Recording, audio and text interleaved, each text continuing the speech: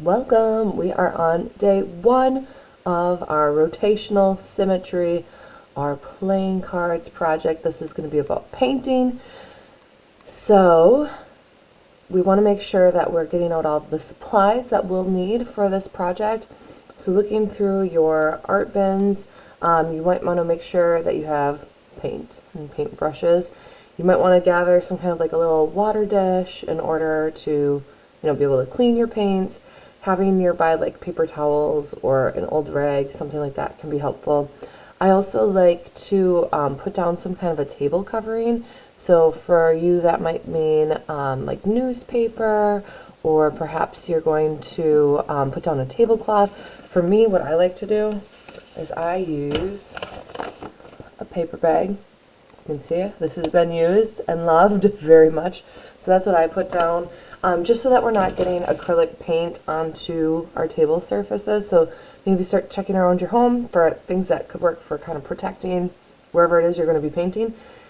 You might want to protect your clothes too while we're painting for this project. Acrylic paint does not come out of our clothing very well. So having some sort of like a smock or apron can be helpful, or like an old t-shirt that you throw over your clothes. Or worst case scenario, if you don't have any of those things, you can always go off camera, turn your shirt inside out, and that way if you do happen to get some acrylic paint on it, it's not, it's going to be on the inside. It doesn't come out of clothes well though, and if you're like sitting on a fabric chair, also maybe let's cover that or switch to something that can be washed more easily, just because, yeah, acrylic paint is kind of meant to be permanent, right? It's not a washable paint per se, so it's not great at coming out. So just kind of taking those precautions. What else are we going to need? Pencil, ruler, our paper, the white paper that came in our kits. Permanent marker is going to be helpful for this project. Scissors as well, and then also, so the scissors we'll want because you got something like this in your kit as well. So locate this because these will use, well, you'll have the option to use, I should say. You could also hand make yours, but if you want to use these, you'll cut them out and add them to your card as well. So now that we kind of have an idea of what kind of stuff we're going to need, let's make sure that we understand what it is that we're even making. So you've all maybe played some sort of cards before, whether you've played cribbage or you've played King's Corner or 31 or whatever you've played, Go Fish, things like this. You've probably seen cards before, and they're very specific and kind of fun design. They have some types of symmetry. So let's just first make sure we all understand what symmetry is, and also make sure that we understand how to achieve it since we're going to be making it ourselves. Another thing you should know is that rotational symmetry is going to be one of our vocab words that you are going to see on the end of the year quiz.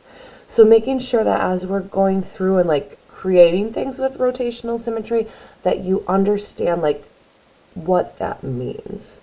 Okay, so types of symmetry. So symmetry, when items are placed in a space to show balance, there's an invisible line that separates these two areas, which is called the line of symmetry. So you can see that kind of like white dotted line down the middle. In some cases, there can be many lines of symmetry for one object or design. So if we like look at this heart over on the right hand side of the screen, it has one line of symmetry. It's going down the center like this. So like, let's pretend my face, which my face also has a line of symmetry, right? It's invisible. Although, wouldn't it be fun if I came to class today and like just had a line drawn down my face? That would have been fun. Maybe next time. Anyway, so line of symmetry, basically if you like fold it in half, or if you had a mirror reflecting on the one side, it would look the same. It would reflect the other side. Okay, so that's a line of symmetry with that single line of symmetry. All right, so once again, we've got this picture of a lion's face. So half of the object reflects the other across that line. So whatever you're seeing on one side, you're going to see on the other side. And I have one of my absolute favorite examples here. I keep it right next to my art station just because I love it this much. I'm going to switch our view real quick. My daughter, when she was 4 or 5, made this for me. She's all about the rainbows and butterflies and hearts. Anyway, so you can see, obviously, our butterfly has that singular line of symmetry. If I fold it in half, you can actually see that it is, that reflective on either side. So it has that singular line of symmetry. Cool, great, right? We see a rainbow over here, we see a rainbow over here, heart, heart, eyeball, half a smile. It's all reflected. My favorite part is her name. Look at this. So her name's Poppy, which she, when she was really little, she made her Y's look like R's. So we would call her Popper, because you can see that looks like P-O-P-P-R, Popper, right? Check this out. Look how sweet is this? She reflected her name to that point of symmetry, that line of symmetry. So like everything is backwards, right? Each letter is backwards and it's spelled backwards. Now, obviously that's not perfect. It's a 4 or 5-year-old doing this, but hypothetically, those would line up and match. So cute. So that's another example of that line of symmetry.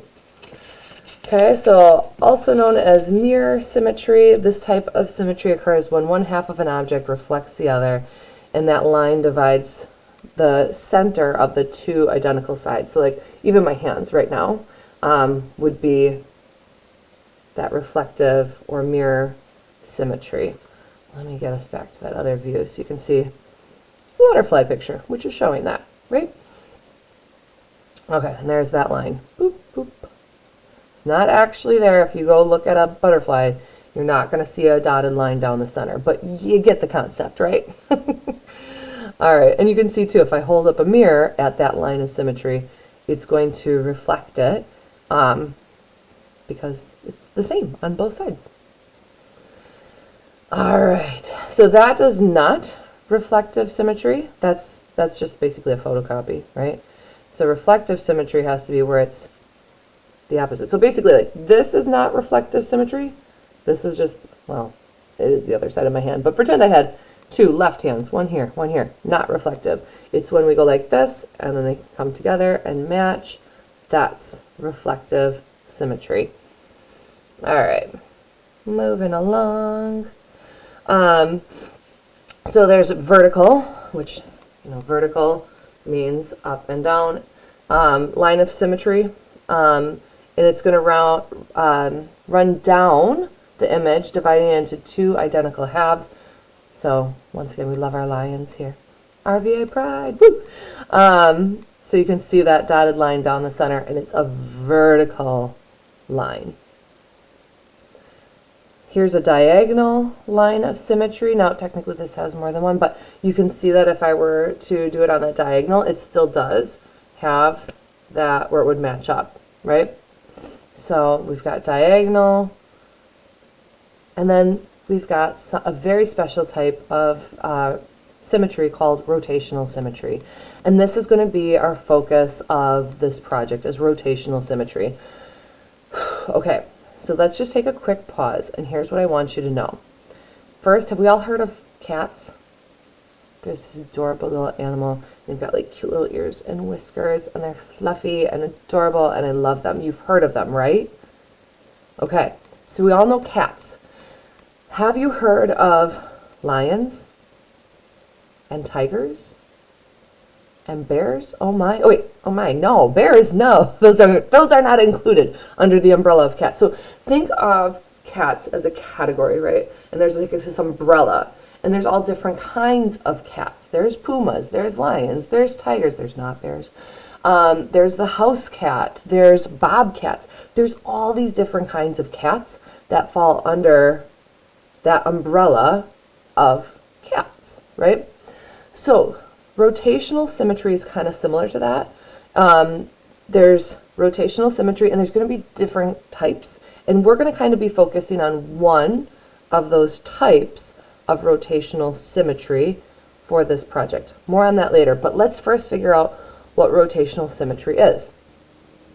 So rotational symmetry is when we can rotate, instead of reflective, we're rotating the image and it's going to still have those lines of symmetry. So like if we look at this drawing here, you can actually see like the lines are actually drawn on, right? You can see all those lines of symmetry. So there's a bunch of them, and as we rotate, the image is going to look the same, right? Doesn't matter which part is on top and which is on bottom. It's going to look the same because it has rotational symmetry. Or that flower over there. This is a real life example of rotational symmetry. I can spin it and spin it and spin it. It's got rotational symmetry. An umbrella, since I was talking about those before, if I had an umbrella pointed right at you and I spin it and spin it and spin it, it also has rotational symmetry, okay? So that's a special type of symmetry where when we rotate it, it's going to still show symmetry. Unlike me, like if I was to rotate my head, it is not the same this way as it is this way, right? Like it's different. I would have to have like eyeballs going all the way around and mouths going all, it'd be really creepy. But I bet if you've got like one of those kaleidoscopes, that would be a good example of rotational symmetry. And maybe if you looked at somebody's face through one, then a face might have rotational symmetry. Once again, might be a little creepy, but whatever. Anyway, you know how I said there's like lions and tigers and bobcats and pumas, and those are different, like kind of smaller categories, but they're still a cat, right? So we're focusing on a type of symmetry called point symmetry. It's a smaller portion of rotational symmetry, and as we're looking at these playing cards, you're going to see what's called point symmetry. So first, let's get the definition out there. It's also known as origin or central symmetry. It's a type of symmetry that occurs when an object looks the same after being rotated 180 degrees around a center point. What? What does that mean? Okay, so do you remember how I said that like my face doesn't have rotational symmetry? I guess I was kind of lying, because if I took my face and I turned it entirely around, like it would match, right? The eyebrow down here would match the eyebrow here. The eyebrow down here would match here. Like it would match, right? Same with our playing cards. If I were to look at, let's say, look at the heart on the upper left-hand corner of this card. If I were to rotate the card, the heart on the lower right-hand side matches, because once I rotate it, guess what? That lower right-hand side heart, when I rotate the card, it's going to be on the upper left. So I'm going to show you an example of one that I've made before.